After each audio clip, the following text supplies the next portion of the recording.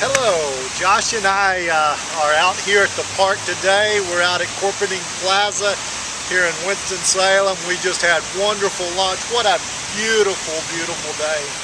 I'm back here in Winston-Salem, back from my travels to Greece and Asheville, and I'm continuing to talk about the chapter, Why I'm Not an Atheist. And the last couple of things that I've talked about, the last couple of issues have been natural laws and the evidence of these 15 scientific constants that God has put in place that are evidence, his fingerprints, if you will, that he is there.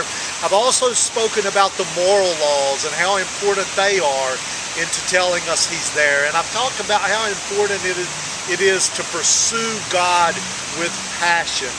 What I want to talk about today is I want to go to the point of when something bad actually happens to you. And I remember that there was a death in my family that kind of shook me. And I should have known, and that death came actually several years before all the bad things happened. But it was a death that shook me so badly that I just couldn't get over it. Now, I had a favorite uncle, and his name was Uncle Stanley, and Uncle Stanley was so cool. He had the greatest farm you could imagine, and he loved me just as much as my mom and dad, and I spent most of my young years with Uncle Stanley, and he was the funniest man that I ever knew.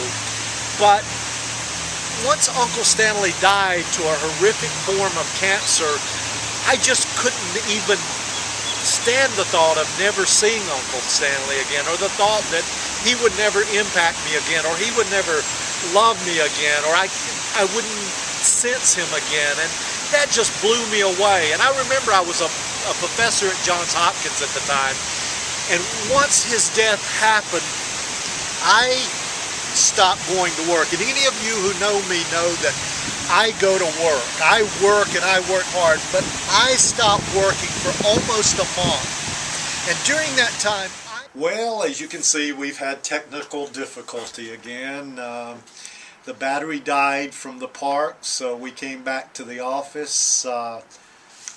Josh, did you get my Pepsi in the site? Come on, that's not cool. I write diet books. Hey, that's why it's Diet Pepsi. Well, that's why omega-3 fish oil from Gene Smart's sitting close by. In any event, I was talking about the death of my uncle and the impact that had. And I was talking about how that I was a professor at Johns Hopkins at the time, and I completely stopped working.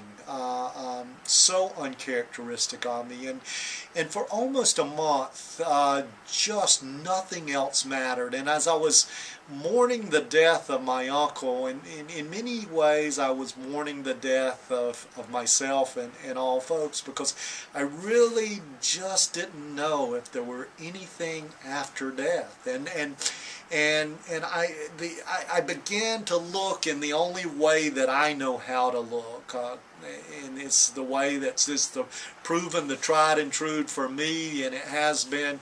I began to read and tried to learn, and I went to Socrates and Plato, and I went on through the Middle Ages, and eventually got up to Kierkegaard and Pascal, and on up to Chesterton and C.S. Lewis and N.T. Wright and many of the modern thinkers, Philip Yancey, trying to get evidence that I would see my Uncle Stanley again. Because if I wasn't going to see him again, I just, this life didn't make a whole lot of sense to me.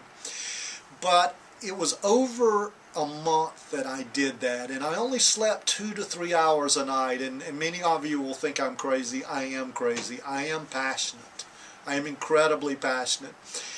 And then at the end of a month, I couldn't find it in my reading, in my logic. I couldn't find it anywhere. Next time, I'll talk about where I found it.